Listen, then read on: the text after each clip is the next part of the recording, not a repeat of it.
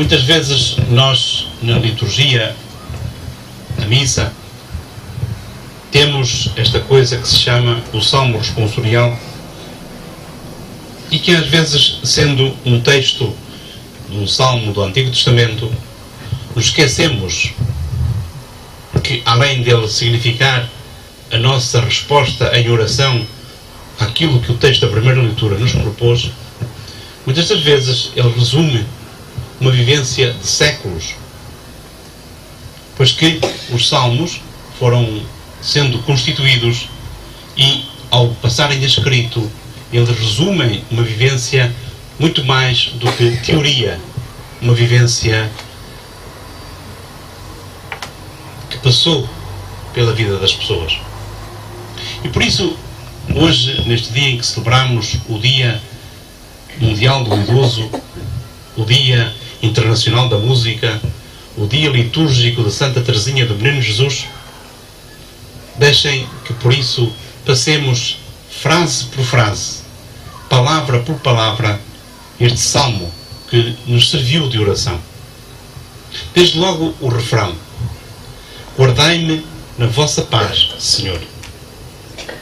E o que é isto de ser guardado na paz de Deus? Antes de mais, a paz de Deus é a paz que emerge, que irradia do interior. Muitas vezes esse shalom em que nós andamos em busca, essa paz, a paz de Deus, a paz com Deus e a paz que nos é dada a partir de Deus. Guardai-me na vossa paz, Senhor.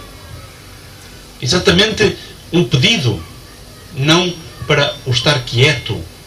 Muitas vezes nós, quando ouvimos falar de paz, fica-nos a sensação que paz é definida pela negativa, quando ela deve ser definida pela positiva. O que é paz? Normalmente, se fôssemos perguntar às pessoas, iriam dizer: a paz é não haver guerra. Então quer dizer que nós, que neste momento e há mais de 60 anos na Europa não temos de forma clara e assumida guerra, quer dizer que a Europa está em paz? Não, a Europa não está em paz. E vemo-lo, ouvimo-lo, ou iremos vê-lo nos próximos dias. Os conflitos, os azedumes, as intrigas, as ofensas, os insultos, com que as pessoas se tratam, com que as pessoas se azedam e picam. Isto é paz? Claro que não é. É tudo menos paz. E porventura, por não termos guerras de armas, ou de armas convencionais, nós convencionamos fazer outras guerras.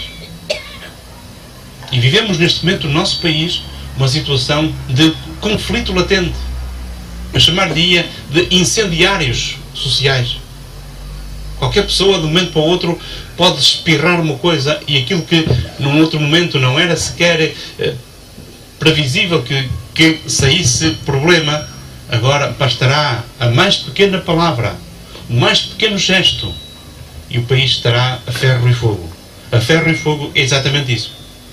A ferro, porque andaremos à guerra. E a fogo, porque muita coisa vai ser incendiada. E nós nem sequer nos damos conta disso. Vimos-lo recentemente em festas aqui próximas. Às vezes as pessoas perdem a razão. E dizemos nós que andamos em paz. Se a pessoa não está em paz interior, deixem que use uma imagem muito simples. É como se o balão estivesse muito cheio. E um balão muito cheio, quando passa nem que seja pela mais fina parede, rebenta, porque está cheio. E nós vivemos hoje numa espécie de quase guerra não declarada. E o que temos visto nos últimos dias é pessoas que não se sabem calar. Não se sabem calar. Muitas das vezes, para haver paz, é preciso saber calar.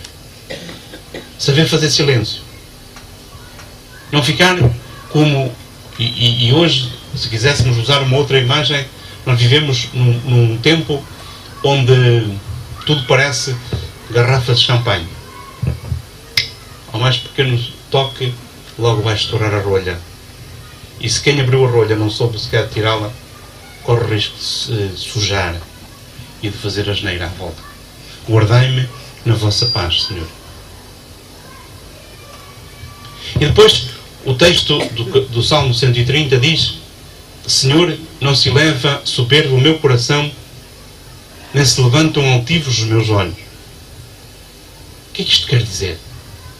Como é que nós conseguimos construir a paz? Mesmo na condição de cada um de nós, e particularmente desta casa. Não se leva soberbo o meu coração. Isto é, eu procuro estar em atitude não de meramente fazer de conta que não tenho e não estou em conflito, mas numa atitude de pensar, de sentir que o outro, quem eu me cruzo, é alguém que eu tenho que conhecer. Que isto da soberba, a soberba do coração, muitas das vezes a soberba do coração é, de algum modo, não aceitar quem está connosco. Muitas das vezes não querer acolher e perceber que aquela pessoa que está connosco, com quem nós vivemos, com toda a sua história, vive e sente, afinal, quem é que eu sou? Quem é que ele é?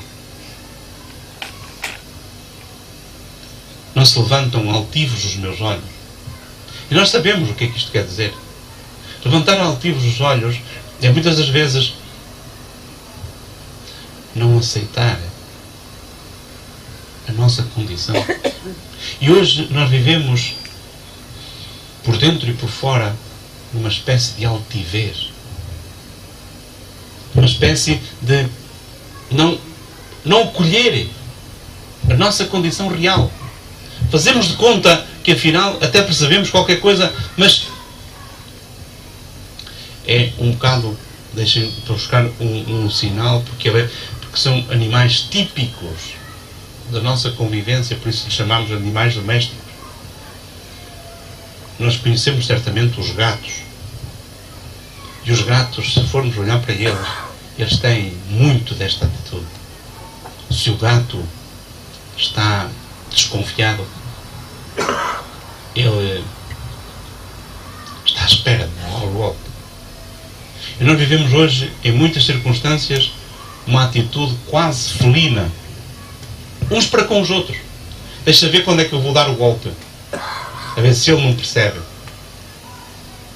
Não se levantam altivos os meus olhos, não ambiciono riquezas nem coisas superiores a mim. E hoje nós todos vivemos, e vê-se a paranoia social da semana passada, quando havia 100 milhões de euros que o prémio especial do Euro Milhões dava. Toda a gente corre para receber riqueza, se for possível, sem trabalhar grande coisa. E nós vivemos, se atrás se falava da soberba, nós vivemos uma atitude de cobiça permanente. De cobiça. E nem sequer a nossa vivência nos últimos tempos de nos irmos reduzindo ou de nos irem apertando, nem isso sequer nos dá a entender que ambições, essas ambições com quais nós queremos dizer que queremos melhor trabalho, melhor riqueza, melhor condição de vida, isso muitas das vezes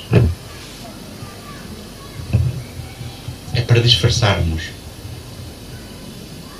E quantas vezes não é calando, mas é falando sobre essas vivências que nós podemos encontrar até o que é que em nós habita, o que é que de nós transborda.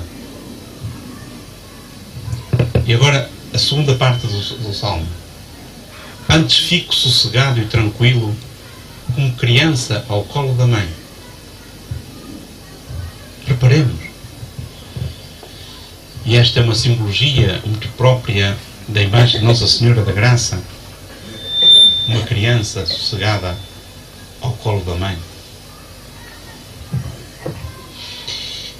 Há coisa muito interessante. E nenhum de nós, se lhe chamasse isso, ficaria grandemente agradecido. Pensaria que isso era uma ofensa. Ninguém gosta que lhe chamem ingênuo. Coitado, é um ingênuo ou uma ingênua. Ora, ingênuo quer dizer nos joelhos. Ingênuos. Gênuos são os joelhos. E quem é que se coloca nos joelhos? É a mãe que coloca o filho nos joelhos e o aconchega.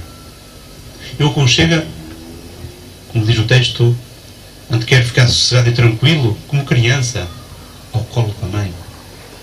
E é isso que cada um de nós tem que criar, essas condições, para que uns para com os outros sejamos não meramente ingênuos negativamente, ou inocentezinhos, mas capazes de nos aconchegar ao colo da mãe, a mãe que é Maria, e a mãe que é cada um de nós um para o outro.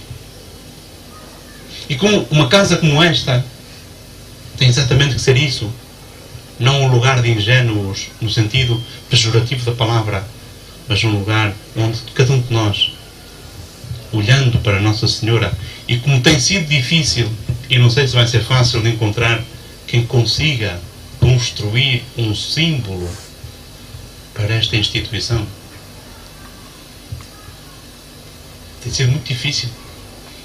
Às vezes há quem faça uns desenhos e se projete neles, pensando que isso é que é o resultado. Como tem sido difícil de encontrar um desenho simbólico para este centro paroquial, que envolva as crianças e os mais velhos. Exatamente para se perceber que as fases ou as pontas da fragilidade se encontram nos mais novos e aqui nos mais velhos. Exatamente isso, nós podermos encontrar a força que nos vem de confiarmos uns nos outros.